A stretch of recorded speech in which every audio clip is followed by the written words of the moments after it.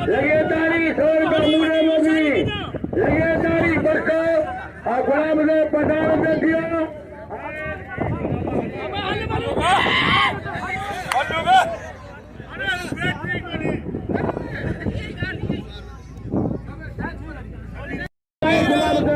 पठान अंजुल वजलदारी 1100 रुपये मिले वाह वाह मुकाबले करता है बाहर का ले अदा कबूतर के नाम लो कबूतर के